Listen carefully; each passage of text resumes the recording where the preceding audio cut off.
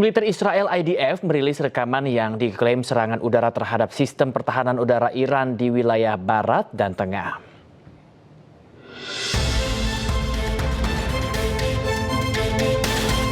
Menurut IDF, serangan tersebut dilancarkan oleh Angkatan Udara Israel dalam sejumlah misi penyerangan yang menargetkan fasilitas pertahanan udara milik pemerintah Iran.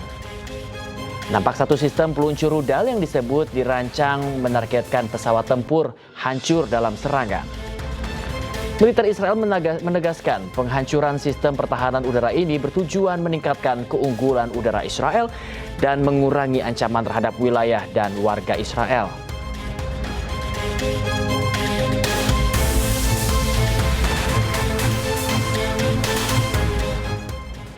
Ketua Komite Keamanan Nasional Parlemen Iran, Ebrahim Azizi, mengatakan Amerika Serikat harus menerima bahwa mereka telah dikalahkan.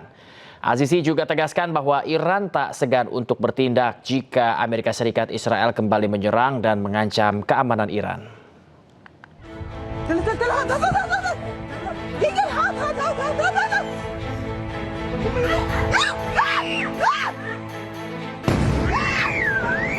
Dalam sebuah wawancara televisi, Ketua Komite Keamanan Nasional Parlemen Iran Ebrahim Azizi mengatakan bahwa Amerika Serikat harus menerima bahwa mereka telah dikalahkan. Azizi juga menyebut bahwa AS mendukung dan menghasut Israel untuk mengambil tindakan yang menguntungkan tujuan mereka sendiri.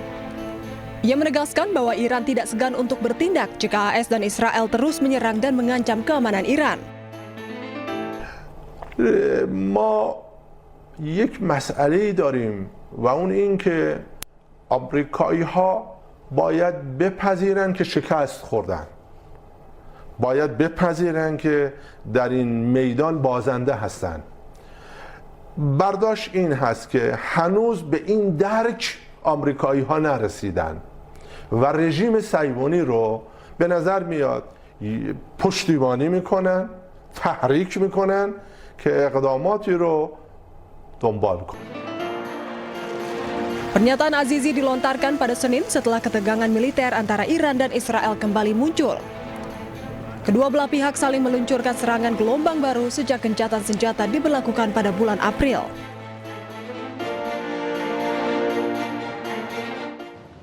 Juru bicara Kementerian Luar Negeri Iran, Ismail Baqai, menyebut gelombang serangan Israel baru-baru ini terhadap negaranya sepenuhnya terkoordinasi dengan Komando Pusat Amerika atau CENTCOM. Ismail menambahkan bahwa agresi yang berulang mempengaruhi proses diplomatik. ما به هیچ عنوان نمیتوانیم اجازه بدهیم که رژیم صهیونیستی یا آمریکا با سوء استفاده از وضعیت کنونی تعرضاتشون رو هر روز تکرار بکنند، دامنش رو گسترده بکنند و صرفاً به یک بیانیه کلی اکتفا بکنند که ما کماکان با آتش بس متحد هستیم. آتش بسی که به صورت مستمر و مکرر دارن نقض میکنند و لذا نیروهای مسلح ما، دستگاه دیپلماسی، همه ارکان ملت ایران، جمهوری اسلامی ایران آماده مواجهه با هر وضعیتی هستند برای صیانت از امنیت و منافع ملی کشور. Sementara itu sejumlah pesawat tanker pengisian bahan bakar milik Amerika Serikat bersiaga di Bandara Ben Gurion. Keberadaan pesawat ini untuk memberikan tekanan kepada Iran.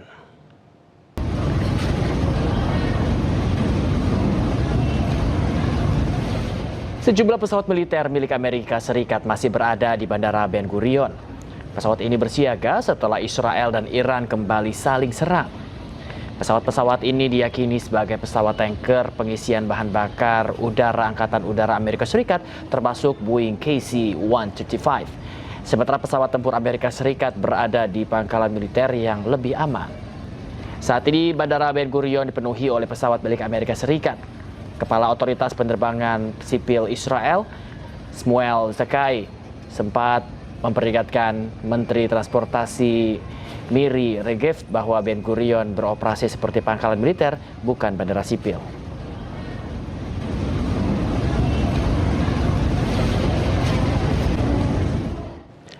Setelah tekanan dari Amerika Serikat, akhirnya Israel setuju untuk menghentikan serangannya ke Iran dan Lebanon. Perdana Menteri Israel Benjamin Netanyahu tegaskan bila Iran kembali menyerang Israel, maka serangan balasan tak hanya menyasar Iran tetapi juga Lebanon. אחרי שחיזבאללה ירה לשטח ישראל, הוריתי לצה"ל לתקוף מטרות טרור בביירות ולחסל שם פעילי חיזבאללה. עשינו זאת. לאחר שאיראן תקפה את ישראל, הנחיתי את צה"ל לתקוף מטרות צבאיות וכלכליות ברחבי איראן. גם את זה עשינו.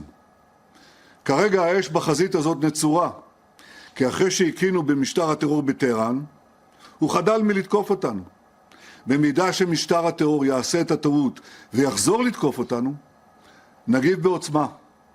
כי לישראל יש זכות מלאה להגנה עצמית, ואנו מממשים אותה ככל שהדבר נדרש. אני אומר זאת לכם, אזרחי ישראל היקרים, כפי שאני אומר זאת בהערכה ובכבוד בשיחותיי הטובות עם ידידי הנשיא טראמפ. באחדות, בנחישות ובתבונה נגן על מדינת ישראל. ויחד, בעזרת השם, נחזיר את הביטחון לצפון.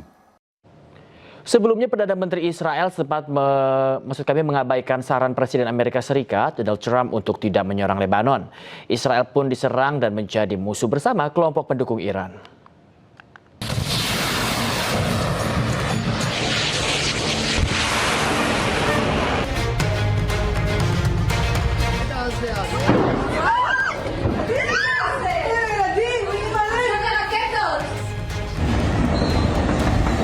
Israel kembali melanggar gencatan senjata terus membombardir Lebanon. Serangan terus-terusan Israel memicu kemarahan Iran hingga Garda Revolusi Iran melancarkan gelombang serangan balasan ke Israel. Iran menyebut serangan ini sebagai bukti dari janji operasi True Promise 4. Padahal sebelumnya Presiden Amerika Serikat Donald Trump sudah meminta Perdana Menteri Israel Benjamin Netanyahu untuk tidak lagi menyerang Lebanon. Trump melalui sambungan telepon mengingatkan Netanyahu bahwa serangannya akan membuat dunia mengisolasi Israel. I will tell you, they called us and they said, how about stopping? And I think you're going to see things happen over there. That's been like a little bit of a different world, but it's interconnected with Iran. And it would be really nice if Lebanon could have some peace. Lebanon's been under attack for so many years and always like an underdog. And it would be really nice if it could end. And I spoke to Bibi Netanyahu about that. And I speak to them about it. And I actually spoke to Hezbollah about it. And I think progress is made. Menurut Trump, Israel tidak punya pilihan selain menerima kesepakatan untuk gencatan senjata menyeluruh, termasuk tidak menyerang Lebanon. Trump juga menegaskan serangan Iran terhadap Israel tidak akan mengubah keinginan Amerika untuk mencapai kesepakatan dengan Iran. Pekan lalu, Iran tiba-tiba mengumumkan tidak akan melanjutkan negosiasi damai dengan Amerika Serikat melalui Pakistan sebagai mediator setelah Israel terus melanggar gencatan senjata. Peneliti Asia Middle East Center Pizarro Ghazali Idrus menyebut perang Amerika Serikat melawan Iran kembali memanas akibat Zionis Israel yang menyerang Lebanon. Padahal Lebanon merupakan bagian dari negosiasi damai antara Amerika Serikat dengan Iran. Tidak hanya itu, pemirsa, saling serang antara Iran dan Israel berpotensi membuka perang di Timur Tengah. Kesepakatan gencatan senjata antara Amerika Serikat dan Iran itu memasukkan unsur Lebanon, itu tidak bisa dipisahkan gitu. Maka jika Lebanon diserang oleh Israel, maka itu juga serangan bagi Iran. Dan ini juga menarik ya, ini kan sebenarnya Iran melakukan respon serangan kepada Israel setelah Israel menyerang Lebanon. Karena bagi Iran, baik Amerika Serikat maupun Israel, itu dua koin yang sama itu. Itu tidak bisa dipisahkan gitu ya. Jadi bagi Iran, siapapun yang menyerang Lebanon, jika itu sekutu Amerika Serikat, itu sama saja dengan pelanggaran gencatan senjata yang sudah ditetapkan oleh Iran. Selama Israel terus melakukan serangan kepada Lebanon, selama itu pula Iran menurut saya akan membombardir Israel. Jadi seperti itu. Jadi ini, Reni, kita tidak bisa melihat hanya pada konteks hubungan antara Iran dengan Israel gitu ya. Tetapi ada faktor Libanon, bahkan ada faktor Gaza dan Palestina sekarang seperti itu ya. Jadi menurut saya situasi perang terbuka ini kemungkinan dapat akan terjadi. Kalaupun sekarang misalkan mereka berhenti sementara gitu ya, itu tidak menjamin perdamaian itu betul-betul terwujud. Karena jangan lupa Reni ya, Israel akan memasuki pemilu pada bulan Oktober nanti. Netanyahu ini benar-benar jadi pertaruhan dia perang sama Iran. Kalau dia dinilai lemah, kalau dinilai tunduk dan tidak melakukan serangan balasan kepada Iran, maka citranya, kredibilitasnya itu akan runtuh. Karena sayangnya masyarakat Israel dalam survei itu menyetujui serangan yang dilakukan Israel kepada Iran.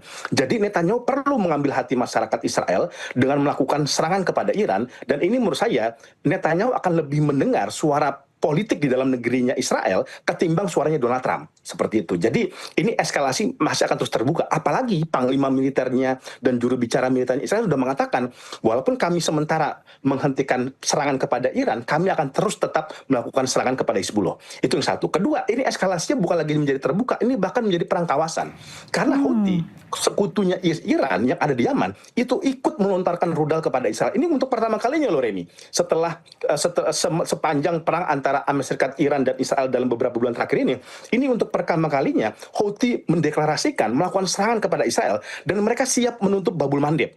Ya, kalau Strait Hormuz sudah ditutup, Babul Mandeb sudah ditutup, ini energi global, ekonomi global akan terkena dampak yang begitu sangat besar gitu. Jadi sekarang perang itu sedang perang proksi, dan yang terbaru bahwa Houthi siap menghalau kapal-kapal berbendera Israel untuk melewati Laut Merah seperti itu ya. Dan ini kalau kemudian ini dihentikan, pasti Israel itu kan akan merespon serangan kepada Houthi, dan jika Houthi diserang, maka di Libanon berdarah, Yaman berdarah, Iran berdarah, ini akan menjadi perang kawasan yang sangat terbuka sekali.